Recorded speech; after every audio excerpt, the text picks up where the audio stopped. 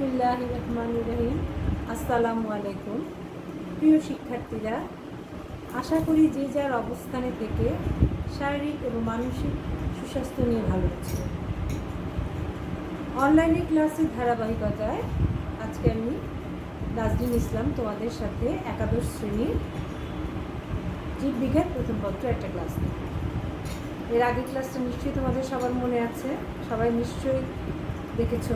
ক্লাসটা নিয়েছিলাম একাদশ অধ্যায়ের জীব প্রযুক্তির উপরে। ক্লাস শুরু করার আগে তোমাদের একটুখানি কথা বলে নেই, সেটা হচ্ছে আমাদের কিন্তু আগস্টের 23 তারিখের পরীক্ষা। তোমাদের সিলেবাসটা আমি একটু বলে দিতে যাচ্ছি। সিলেবাসটা হচ্ছে সবাই একটু লিখে নাও। আমি আশা করি সবাই হাসান স্যারের বইটা, খাতা এবং কলম সবার সামনে আছে। সিলেবাসটা সবাই দ্রুত লিখে নাও, কিংবা বইয়ের প্রথম পেজে দাগায় দিতে পারো। অধ্যায় 5, অধ্যায় 6, অধ্যায় 7, অধ্যায় 8, অধ্যায় 9, অধ্যায় 10, অধ্যায় 11। একটু খেয়াল করো সবাই। অধ্যায় 11 আমি এখন পড়াচ্ছি তোমাদের। কিন্তু আজকেই আমার লাস্ট ক্লাস হবে, ঈদের আগে। ঈদের পরে 4টা ক্লাস লাগবে। আজকে হয়তো বা অধ্যায় 11টা আমি শেষ করতে পারবো না, আমার আরেকটা ক্লাস লাগবে। তারপর আমি আর 3টে ক্লাস পাবো। আমরা অধ্যায় 9টা একটু খেয়াল করো কীভাবে পড়ানো হয়েছে। অধ্যায় 9টা হচ্ছে 4টা অংশ আছে। অধ্যায় 9 প্রথমে হচ্ছে আয়ন পরিবহন, তারপর প্রশোধন, তারপর সালোক সংশ্লেষণ, তারপর শ্বসন।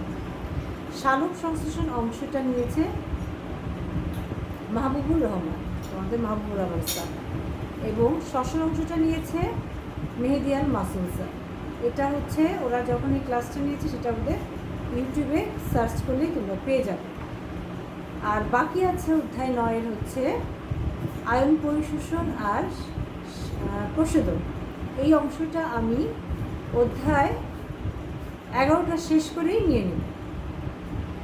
এখন তোমরা ভাবতে পারো যে অধ্যায় 9 তো আমরা এই ক্লাসগুলোতে ছিল না। তোমরা অবশ্যই সার্চ করলেই ইউটিউবে অধ্যায় 9 সালোক সংশ্লেষণ এবং শ্বসনটা দেখে নিতে পারবে। আর অধ্যায় 9 আর অংশটুকু যেটা বাকি আছে আমি বললাম, যেটা প্রশোধন, আয়ন প্রশোধন এবং আয়ন পরিশোষণ। ঠিক আছে, আমি ছোটো কী পড়া আছে তোমাদের দিয়ে দিব। এর আগে আরেকটু কথা বলে নেই, তোমাদের কিন্তু আমি অনেকগুলো চ্যাপ্টার রিভিশনও করিয়েছি। প্রথম ক্লাস থেকেই কিংবা দ্বিতীয় ক্লাস থেকে আমি রিভিশন শুরু করেছিলাম। যে একদিন দিয়েছিলাম 5, একদিন দিয়েছিলাম 6, আরেকদিন দিয়েছিলাম এর আগের ক্লাসে 7। এভাবে কিন্তু অনেকগুলো চ্যাপ্টার রিভিশনও হয়ে গেছে। যারা আমি মনে করি যে ক্লাসগুলো দেখেছো এবং ঠিকমতো পড়াশোনা করেছো, আমার মনে হয় যে তাদের এই চ্যাপ্টারগুলো শেষ হয়ে গেছে। আর 10 তো আমরা রিসেন্ট পড়লাম, 11 আমরা পড়ছি। 11 কিন্তু 2টা বড় টপিকস পড়ানো হয়েছে, একটা হচ্ছে টিস্যু কালচার আর একটা হচ্ছে রিকম্বিনেন্ট ডিএনএ টেকনোলজির ধাপগুলো। আজকে আমরা পড়াবো হচ্ছে, ক্লাসে চলে যাই। ঠিক আছে, সবাই বইটা কাছে রেখো। আমি পৃষ্ঠা নাম্বারও বলে দেবো, সব কিছুই বলে দেব। আমরা এখন ক্লাসে চলে যাই। কালকে আমরা এর আগের ক্লাসে যা পড়েছি তারপরে টপিকসটা হচ্ছে জিন ক্লোনিং। তার আগে আমরা দেখিয়ে নিই যে আজকে আমরা কোন কোন বিষয় নিয়ে আলোচনা করব। আলোচ্য বিষয়গুলো তোমাদের একটু দেখিয়ে আমি আমার মূল টপিকসে চলে যাব। সবাই মনোযোগী হও। ক্লাসে মনোযোগী হলেই কিন্তু দেখবা যে সব টপিকসই সহজ লাগবে। ঠিক আছে, আমি শুরু করছি।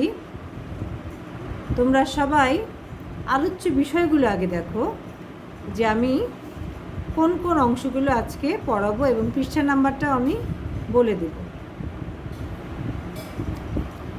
সবাই খেয়াল করো, পৃষ্ঠা নাম্বার আজকে আমরা পড়াবো হচ্ছে জীব প্রযুক্তি অধ্যায় 11। পৃষ্ঠা নাম্বার হচ্ছে 340 থেকে 346 পৃষ্ঠা পর্যন্ত আজকে পড়াবো। আলোচ্য অংশগুলো একটু দেখো আমরা কী কী পড়াবো আজকে।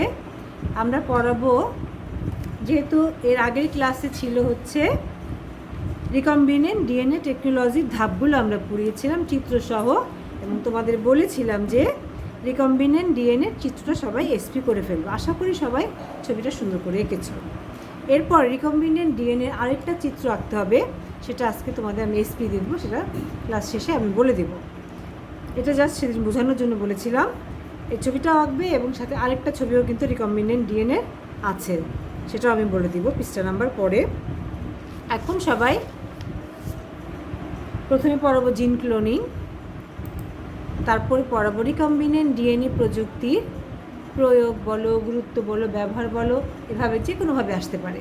সবসময় মনে রাখবা এই কোর্সটা খুবই ইম্পর্ট্যান্ট। রিকম্বিনেন্ট ডিএনএ প্রযুক্তির ধাপগুলো যেমন 3-এ আসে গতে, আর রিকম্বিনেন্ট ডিএনএ প্রযুক্তির প্রয়োগ, গুরুত্ব বা ব্যবহারটার জন্য আমি তোমাদের ডিটেলস পড়াবো, কারণ এটা 4-এ আসে সবসময়, ঘতে আসে। সবাই মনোযোগ সহকারে আমি যখন এটা পড়াবো সবাই খেয়াল করবে। এরপরে তাহলে এই প্রযুক্তি ব্যবহার বা গুরুত্বটা কিন্তু খুবই ইম্পর্টেন্ট, আমি আবারও বলছি।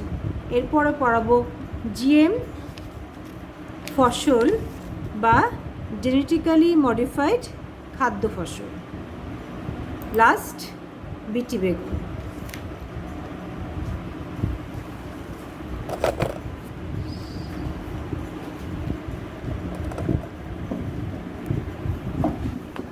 ওকে, তাহলে আমরা প্রথমেই জিন ক্লোনিংয়ে চলে যাই। জিন ক্লোনিংটা আছে 340 পৃষ্ঠায়। তারপরে তোমরা আমার কথাগুলো শুনলেও মোটামুটি বুঝতে পারবে। আর তোমাদের স্ক্রিনেও আমি একটু দেখানোর চেষ্টা করব, তবে স্ক্রিনের চেয়ে আমি আরেকটু ডিটেলস বলবো। স্ক্রিনে হয়তো অল্প করে কথা দেওয়া থাকবে, কিন্তু আমি আরেকটু ডিটেলস বলবো তোমাদের বর্ণনা কিংবা বোঝার সুবিধার্থে। সবাই খেয়াল করো, জিন ক্লোনিংটা কিন্তু অনেক সময় ক্ষতে আসে কিংবা রচনামূলকও আসতে পারে, সবাই খেয়াল করো। জিন ক্লোনিংয়ের সংজ্ঞাটি কিন্তু আমি প্রথম ক্লাসেই বলেছিলাম, তারপরে আমি আবার বলতেছি।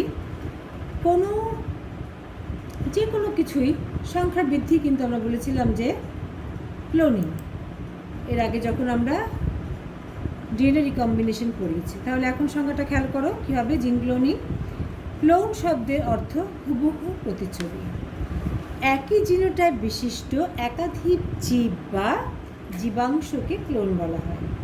ধরো একটি জবা গাছ থেকে 10টি ডাল কেটে চারা করলে এরা সবাই কী হবে, হুবহু একই জিনোটাইপ সম্পন্ন, এবং এরাই হলো ক্লোন। ক্লোন মাতৃ উদ্ভিদের পূর্ণ বৈশিষ্ট্য বহন করে। সাধারণত কাঙ্ক্ষিত উদ্ভিদ থেকে এই ক্লোনিংটা কী করা হয় তুমি যাকে নির্বাচন করবা। ধরো আরেকটা উদাহরণ দিই, মনে করি একটি চা গাছের উত্তম মানের চা হয়, একটি গাছ আমরা ধরে নিলাম। কাজে ওই গাছটি হলো কাঙ্ক্ষিত উদ্ভিদ। ওই গাছ থেকে ক্লোন করে বাগান বৃদ্ধি করলে পুরো বাগান থেকে উন্নত মানের চা পাওয়া যাবে। বর্তমানে কিন্তু চা বাগানে ক্লোন পদ্ধতি চালু করা হয়েছে। তাহলে ক্লোনের স্বাভাবিক বা সহজ সংজ্ঞাটা আমরা কী বলতে পারি? কোনো কাঙ্ক্ষিত জিনকে হুবহু কপি করা বা সংখ্যা বৃদ্ধি করাই হলো জিন ক্লোনিং। গবেষণাগারে বিশ্লেষণ করার জন্য অথবা উন্নত মানের প্রোটিন তৈরির জন্যই হোক, রিকম্বিনেন্ট ডিএনএ তৈরির একটি উদ্দেশ্যই হলো বিশেষ জিনের বহু কপি তৈরি করা। একটি জিনের বহু সংখ্যক হুবহু কপি তৈরি করাই হলো জিন ক্লোনিং। এই যে জিন ক্লোনিংয়ের জন্য খেয়াল করো, এই জিন ক্লোনিংয়ের জন্য জিনের উৎসটা আমি তোমাদের বুঝিয়ে দিচ্ছি। 3টি উৎস থেকে তা পাওয়া যায়। কত উৎস থেকে পাওয়া যায়? 3টি উৎস থেকে। একটু খেয়াল করো উৎসগুলো কী কী। বিনা ক্রাইটেরিয়ায় তৈরি ক্রোমোজোমের খণ্ড যা ভেক্টরে অন্তর্ভুক্ত করা, এগুলো জিন লাইব্রেরিতে রক্ষিত আছে। 2 নম্বর হচ্ছে সুনির্দিষ্ট এমআরএনএ থেকে রিভার্স ট্রান্সক্রিপশনে করা কমপ্লিমেন্টারি ডিএনএ। 3 হচ্ছে গবেষণাগারে অর্গানিক কেমিস্টগণ কর্তৃক বিশেষ প্রক্রিয়ায় তৈরিকৃত ডিএনএ খণ্ড। এই হচ্ছে তোমাদের 3টি উৎস থেকে পাওয়া জিনের উৎসগুলো। আশা করি বুঝতে পেরেছ। এখন আমরা জিন ক্লোনিংয়ের প্রকারভেদে একটু আলোচনা করি। প্রথম প্রকারটা খেয়াল করো, ডিএনএ ক্লোনিং। এটা অনেকটা কিন্তু রিকম্বিনেন্ট ডিএনএ পুরোটাই। এটা একটু বুঝিয়ে দিই ডিএনএ ক্লোনিংটা কি। তাহলে ডিএনএ ক্লোনিং মানে রিকম্বিনেন্ট ডিএনএ তৈরি। রিকম্বিনেন্ট ডিএনএ তৈরির মাধ্যমেই ডিএনএ ক্লোনিং করা হয়। এটি জিন ক্লোনিং নামেও পরিচিত। কোনো জীবের কাঙ্ক্ষিত ডিএনএ খণ্ড কেটে উপযুক্ত ব্যাকটেরিয়ামের প্লাজমিড ডিএনএতে প্রতিস্থাপন করা হয়। ঠিক সেই আজ আমরা পড়িয়েছিলাম এর আগের ক্লাসে রিকম্বিনেন্ট তৈরি, ঠিক কিন্তু একই ধারাবাহিকতা আসতেছে। ফলে প্লাজমিড ডিএনএটি একটি রিকম্বিনেন্ট ডিএনএতে পরিণত হয়। উপযুক্ত মাধ্যমে এই রিকম্বিনেন্ট ডিএনএ যুক্ত ব্যাকটেরিয়াম কী করা হয়, আবাদ করলে অল্প সময়ে হাজার হাজার ব্যাকটেরিয়া সৃষ্টি হবে এবং প্রতিটি ব্যাকটেরিয়ামে ওই কাঙ্ক্ষিত জিন থাকবে। এভাবেই কাঙ্ক্ষিত জিনের অসংখ্য ক্লোন তৈরি করা যায়। তাহলে এটা কিন্তু একটা পুরোই রিকম্বিনেন্ট ডিএনএ প্রক্রিয়া। 2 নাম্বারটা একটু বুঝে নিই, এটা একটু নতুন। 2 নম্বর হচ্ছে রিপ্রোডাক্টিভ ক্লোনিং। এটার জন্য আমরা 3টা ভেড়ার একটা উদাহরণ দেব, সবাই একটু খেয়াল করবে। জনন পদ্ধতিতে দাতা কোষের ডিএনএর মাধ্যমে তার হুবহু প্রতিচ্ছবি সম্পন্ন নতুন প্রজন্ম সৃষ্টি করার কৌশলই হলো রিপ্রোডাক্টিভ ক্লোনিং। তার মানে দাতা কোষ থেকে যে ডিএনএটা নেব তার হুবহু প্রতিচ্ছবি সম্পন্ন নতুন একটা প্রজন্ম সৃষ্টি করার কৌশলটা হচ্ছে রিকম্বিনেন্ট। তাহলে একটা উদাহরণ দিই, ডলি নামক ভেড়ার সৃষ্টি কিন্তু এই পদ্ধতিতে করা হয়েছিল। এখানে 3টি ভেড়া লাগবে, খেয়াল করো কোনটা কি। একটি ভেড়ার স্তন গ্রন্থি থেকে কোষ নিয়ে তাকে আবাদ মাধ্যমে সংখ্যা বৃদ্ধি করা হয়। এটি দাতা কোষ বা দাতা ভেড়া। এটি কী হবে, তাহলে প্রথম ভেড়াটার নাম কী হচ্ছে, যেখান থেকে আমরা স্তন গ্রন্থি থেকে কোষ নিয়েছি, এটা দাতা কোষ বা দাতা ভেড়া। এটা আবাদ মাধ্যমে নিয়ে আমরা সংখ্যা বৃদ্ধি করে ফেললাম। পরে একটি ভেড়ার আরেকটি ভেড়া, মানে দ্বিতীয় ভেড়া, পরে একটি ভেড়ার ডিম্বাণু কোষ নিয়ে তা থেকে নিউক্লিয়াসটা কী করবো, সরিয়ে ফেলবো। তৎস্তরে দাতা কোষের নিউক্লিয়াস প্রবেশ করানো হবে। তার মানে দ্বিতীয় ভেড়াটা হচ্ছে গ্রহিতা কোষ, সে গ্রহণ করবে, সে কিন্তু দাতা কোষ থেকে গ্রহণ করবে। কি গ্রহণ করবে, তার ডিম্বাণু কোষ থেকে আমরা কি সরিয়ে ফেলবো, নিউক্লিয়াসটা সরিয়ে ফেলবো এবং সেই স্থানে আমরা দাতা কোষের নিউক্লিয়াসটা বসিয়ে দেব। ডিম্বাণুটি দাতা কোষের নিউক্লিয়াসে বিভাজিত হয়ে ভ্রূণ সৃষ্টির পর্যায়ে পৌঁছায়। তার মানে দ্বিতীয় যেই ভেড়াটা আছে সেটা হচ্ছে গ্রহিতা, সে কী করবে, প্রথম ভেড়ার মানে দাতা ভেড়া থেকে কী করবে, নিউক্লিয়াসটি নিয়ে সে ভ্রূণ সৃষ্টি করবে। এই ভ্রূণ তৃতীয় একটি ভেড়া, তার মানে তৃতীয় আরেকটা ভেড়া নিলাম, সেই ভেড়ার জরায়ুতে স্থাপন করা হবে। তৃতীয় ভেড়াটি খেয়াল করো, তৃতীয় ভেড়াটি কী করছে, তৃতীয় ভেড়াটি নির্দিষ্ট সময় পর দাতা ভেড়ার চেহারা সম্পূর্ণ একটি বাচ্চা জন্ম দেবে। তার মানে দ্বিতীয় তৃতীয় ভেড়ার কোনো বৈশিষ্ট্যই তৃতীয় ভেড়াতে এখন নাই। এখন দেখো, ও যে প্রথম ভেড়াটা যার আমরা কি নিয়েছিলাম, গ্রন্থিকোষ নিয়ে আমরা দ্বিতীয় ভেড়ার নিউক্লিয়াস তলস্থলে বসাই দিয়েছিলাম, এখন তৃতীয় ভেড়াটির নির্দিষ্ট সময় পর দাতা ভেড়ার চেহারা সম্পূর্ণ কী করবে, একটা বাচ্চার জন্ম দেবে। এর নাম দেওয়া হয়েছিল কিন্তু ডলি, যা করা হয়েছিল 1986 সালে। ডলির জন্মই কিন্তু রিপ্রোডাক্টিভ ক্লোনিংয়ের কি একটা উদাহরণ। একইভাবে কিন্তু মানব ক্লোনিংও করা সম্ভব হচ্ছে বলে হবে আর কি, কিন্তু এখনো শুরু হয়নি। তাহলে আমাদের জিন ক্লোনিং শেষ। এখন আমরা যাব হচ্ছে জীব প্রযুক্তির ব্যবহার, যেটা বলেছি এটা রচনামূলক হিসেবে আসে, বেশ কয়েকটা পয়েন্ট আছে। তোমরা পয়েন্টগুলো শুধু বাণীটা নিয়ে লিখবা না, বই পড়বা, বই দেখে সুন্দর করে পয়েন্ট করে লিখবা, তাহলে 4-এ কিন্তু ভালো নাম্বার আসবে। আর বাণী নিজের মতো করে লিখলে 4-এ 1 পাবা। সুন্দর করে আমি বুঝিয়ে দিচ্ছি, তোমরা প্রত্যেকটা পয়েন্ট খেয়াল করবে। তাহলে জীব প্রযুক্তির ব্যবহার, এটা আমরা কী হিসাবে বলতে পারি, রিকম্বিনেন্ট ডিএনএ প্রযুক্তির প্রয়োগ, গুরুত্ব বা ব্যবহার হিসেবে। রিকম্বিনেন্ট ডিএনএ প্রযুক্তি হচ্ছে বর্তমান বিশ্বের বহুল আলোচিত অত্যন্ত সম্ভাবনাময় প্রযুক্তি বিজ্ঞান। জীবন জীবিকার প্রায় সব ক্ষেত্রে এই প্রযুক্তি কী করেছে, সম্ভাবনার দ্বার উন্মুক্ত করে দিয়েছে। এখন এটা ক্রপ জেনেটিক মডিফিকেশনের উদ্দেশ্যটা আমি একটু বলে দিচ্ছি। ক্রপ জেনেটিক মডিফিকেশনের উদ্দেশ্যটা আমি একটু বলে দিচ্ছি। এর 4টা পয়েন্ট আছে, পয়েন্টগুলি একটু খেয়াল করে আমি একবার একটু বলে দিই। প্রথম হচ্ছে 1 নম্বর, উপকারী দ্রব্য উৎপাদন। এই প্রক্রিয়ার মাধ্যমে কী করে উপকারী দ্রব্য পাওয়া যায়। ফসল উদ্ভিদে এমন জিন সংযুক্তকরণ যাতে ওই উদ্ভিদ উপকারী নতুন কোনো দ্রব্য উৎপাদন করতে পারে। যেমন তামাক গাছে হেপাটাইটিস বি ভ্যাকসিন উৎপাদন, যা ওই উদ্ভিদ আগে উৎপাদন করতে পারত না, এখন এই প্রক্রিয়ার মাধ্যমে পারছে। 2, পরিবেশীয় প্রতিকূলতা উত্তরণ। তার মানে পরিবেশের প্রতিকূলতা তারা কীভাবে উত্তরণ করবে কীভাবে? দেখো, এমন একটি সংযুক্তকরণ জিন সংযুক্ত করা হয় যাতে লবণাক্ততা, ঠান্ডা, খরা বা ফসলের বৃদ্ধি সীমাবদ্ধকারী অন্য যে কোনো নিয়ামকের বিরুদ্ধে কী করে? অধিক সহিষ্ণু হয়। যেমন লবণাক্ততা সহিষ্ণু পিনাট উদ্ভাবন। তার মানে দেখো, যে কোনো জায়গায় এরা এখন টিকে থাকতে পারবে। 3 নাম্বার হচ্ছে ক্ষতিকর পোকা প্রতিরোধী জাত উদ্ভাবন। এমন জিন সংযুক্তকরণ যাতে করে ফসলের জন্য ক্ষতিকারক পোকামাকড়ের মৃত্যু ঘটাতে পারে তেমন বিষাক্ত দ্রব্য উৎপাদন করতে সক্ষম হয়, যেমন বিটি কটন। 4, আগাছা প্রতিরোধী জাত উদ্ভাবন। এমন একটি জিন সংযুক্তকরণ যাতে করে আগাছানাশক প্রয়োগ করলে আগাছা মরে যাবে, কিন্তু ফসলের কোনো কী হবে না, ক্ষতি হবে না। তাহলে এই বৈশিষ্ট্যগুলো সবাই একটু পড়ে নিবা সুন্দর করে। এখন আমরা এই প্রযুক্তির কয়েকটি প্রায়োগিক ব্যবহার নিয়ে তোমাদের সাথে আলোচনা করব। এই প্রায়োগিক ব্যবহারগুলো একটু খেয়াল করবে, এখানে অনেকগুলো পয়েন্ট আছে, প্রত্যেকটা পয়েন্টই খেয়াল করতে হবে। প্রথমে হচ্ছে কৃষিক্ষেত্রে রিকম্বিনেন্ট ডিএনএ প্রযুক্তি সফলভাবে ব্যবহৃত হচ্ছে এখন। তার মানে কৃষিক্ষেত্রে রিকম্বিনেন্ট ডিএনএ প্রযুক্তি সফলভাবে অনেক সময় কিন্তু শুধু কোশ্চেনটা দেয় কৃষিক্ষেত্রে রিকম্বিনেন্ট ডিএনএ প্রযুক্তি ব্যবহার বা গুরুত্ব বর্ণনা করে, বিশ্লেষণধর্মী কোশ্চেন। তার মানে কৃষিক্ষেত্রটা খুব ভালো করে পড়তে হবে। প্রথমেই দেখো, ট্রানজেনিক উদ্ভিদ। হচ্ছে আমি ডিটেলসভাবে বলবো, তোমরা একটু খেয়াল করো।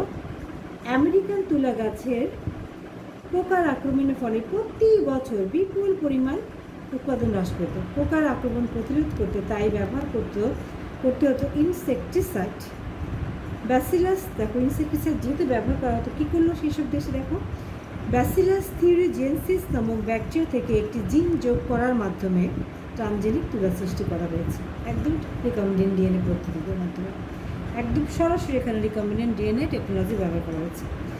এই ট্রানজেনিক তুলা গাছের পোকার জন্য বিষাক্ত প্রোটিন সৃষ্টি করা হয়, যার ফলে এখন আর ওই পোকার আক্রমণ ঘটে না। দেখতে পাচ্ছ? তার মানে থিউজেন্সিস কী হয়েছে, ওখান থেকে একটি জিন নিয়ে তুলা গাছে দিয়ে দেওয়া হয়েছে, এর ফলে ওখানে একটা প্রোটিন সৃষ্টি হয়েছে। ওরা কী করেছে, ওই পোকার আর আক্রমণ এখন আর ওখানে ঘটতে পারে না। এর ফলে ওই তুলার ফলন বৃদ্ধি পেয়েছে, আবার পতঙ্গনাশক ব্যবহার করতে হয় না বলে উৎপাদন ব্যয় কমে গেছে এবং জমির উপরে মাটি, পানি, বায়ু দূষণ হ্রাস পেয়েছে। বর্তমানে আমেরিকায় চাষকৃত ভুট্টার 40%, এভাবে তুলার 50%, সয়াবিনের 45% ট্রানজেনিক প্রকরণ। বাংলাদেশেও এখন বিটি কটন, গোল্ডেন রাইস প্রভৃতি রোগ প্রতিরোধক্ষম আলু চাষের ট্রায়াল চলছে, তবে এখনও কৃষক পর্যায়ে সরাসরি দেওয়া হয়নি।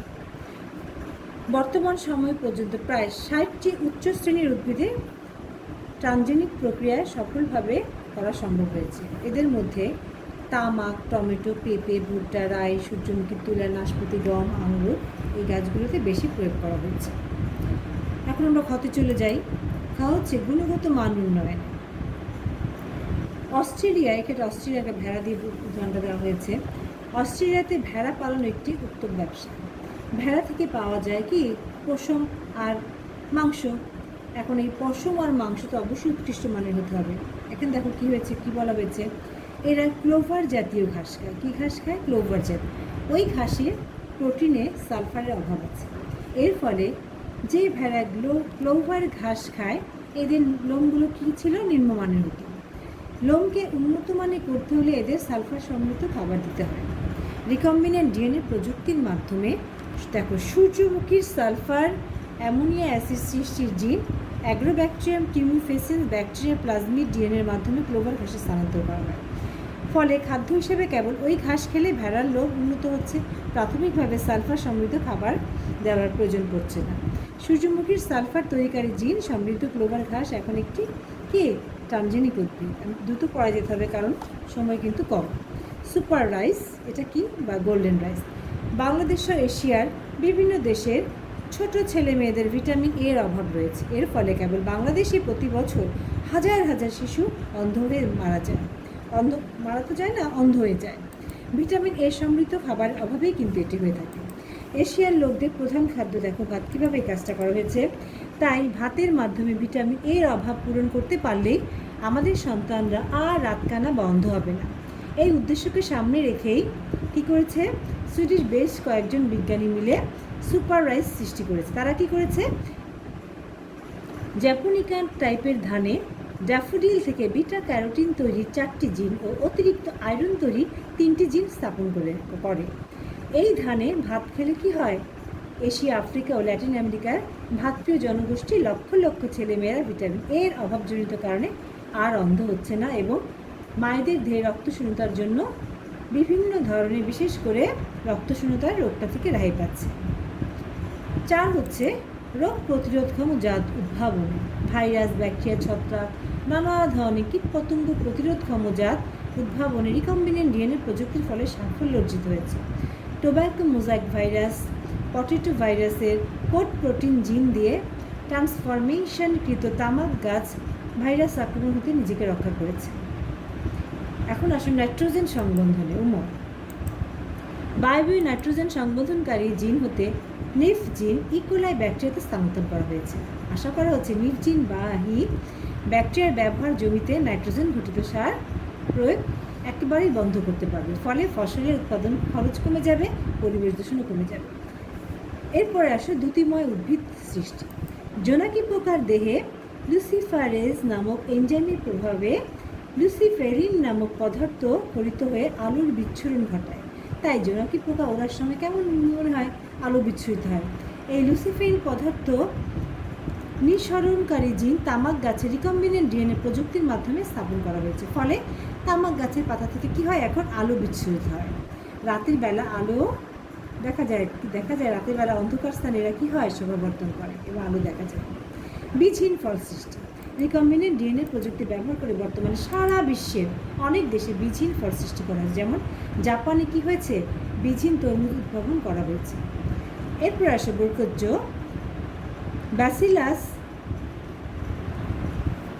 ব্যাসিলাস সাবটিলিস থেকে সিপিএস বি জিন ভুট্টার উদ্ভিদে দেহে প্রবেশ করে ভুট্টাকে খরা প্রতিরোধী করা সম্ভব হয়েছে। অ্যারাবিডোপ্সিস থেকে এটি NAXI জিন প্রবেশ করিয়ে পিনাট উদ্ভিদকে লবণাক্ত সহিষ্ণু করা সম্ভব হয়েছে। ট্রান্সজেনিক প্রাণী বা জিএম প্রাণী বা জেনেটিক্যালি মডিফাইড প্রাণী সৃষ্টি। রিকম্বিনেন্ট ডিএনএ প্রযুক্তির সাহায্যে ট্রান্সজিন সন্নিবেশিতকরণের মাধ্যমে সৃষ্ট কাঙ্ক্ষিত বৈশিষ্ট্যযুক্ত প্রাণীকে কী বলা হয়, ট্রান্সজেনিক প্রাণী বা জিএম প্রাণী। প্রাণীর বিভিন্ন প্রয়োজনীয় জিন ট্রান্সজেনিক পদ্ধতিতে প্রধানত গৃহপালিত জীবজন্তুর মধ্যে স্থানান্তর করা হয়েছে। এর ফলে কিন্তু অনেক প্রাণী থেকে আমরা এখন কি অধিক পরিমাণে মাছ, অধিক পরিমাণে দুধ, মাংস, মাছ, উন্নত মানের পশম এগুলো পাচ্ছি।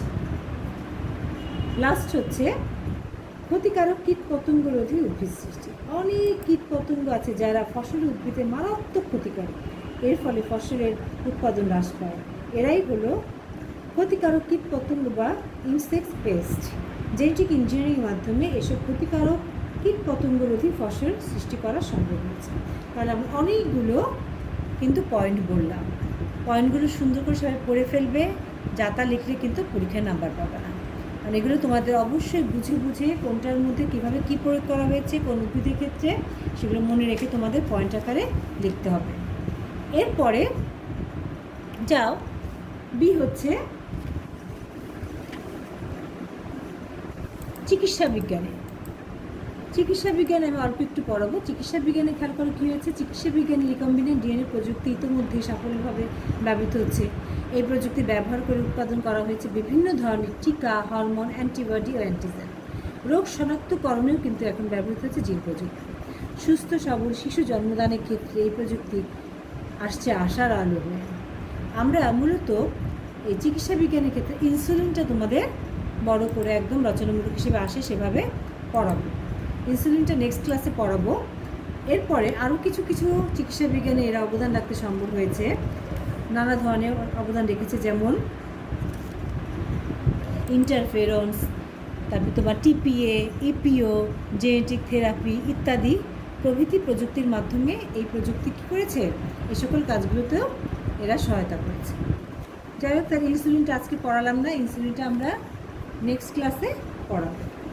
এখন আমরা চলে যাই, তাহলে আশা করি তোমরা প্রায়োগিক ব্যবহারটা সবাই ভালো করে বুঝেছো, এবং এটা কিন্তু এত ডিটেলস পড়ানোর একটাই কারণ, এটা রচনামূলক হিসেবে আসে বলে।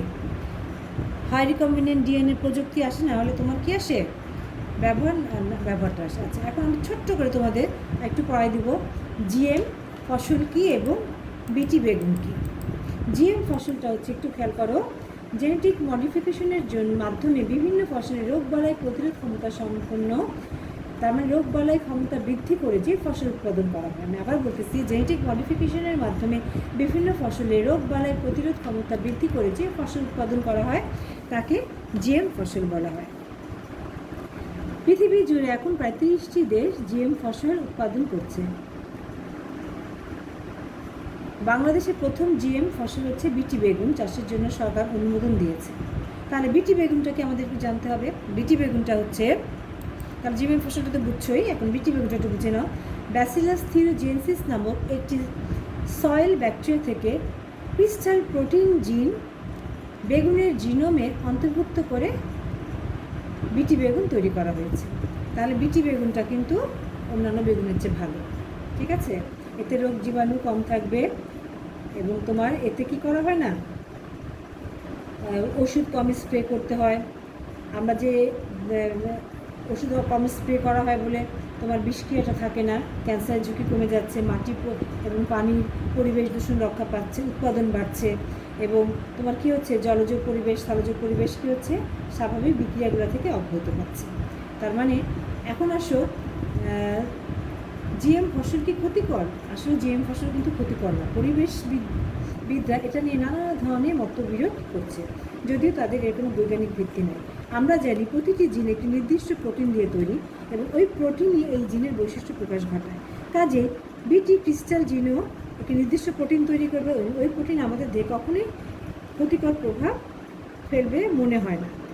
পরীক্ষায় প্রমাণিত হয়েছে যে বিটি জিন বিশেষ প্রকার জন্য বিষাক্ত হলে মানুষের জন্য নয়। তাছাড়া বিটি জিন উদ্ভাবনের পর 10টির অধিক গাছে, বিশেষ করে মাছ, মুরগি এবং অনেক প্রাণী ক্ষেত্র, ইঁদুর, খরগোশ, নানা প্রাণীর উপর গবেষণার ক্ষেত্রে এটা প্রতিমান হয়নি। কাজেই দ্বিধাহীনভাবে আমরা বলতে পারি বিটি বেগুন আমরা খেতে পারবো, এটা কোনো ক্ষতিকর নয়। ঠিক আছে, আমরা মোটামুটিভাবে ক্লাসটা শেষ করলাম। এখন আমরা তোমাদের একটু স্পিচ আগে দিয়ে নিই, যেহেতু ছুটি হয়ে যাচ্ছে, বিশাল একটা ছুটি পাবা তোমরা 27 তারিখ থেকে 7 তারিখ পর্যন্ত। একটুখানি সবাই লিখে নাও তোমরা অধ্যায় 5, 6, 7, 8, 9, 10, যেটুকু 9-এর ভিতর যেটুকু পড়ায়নি সেটুকু বাদ দিয়ে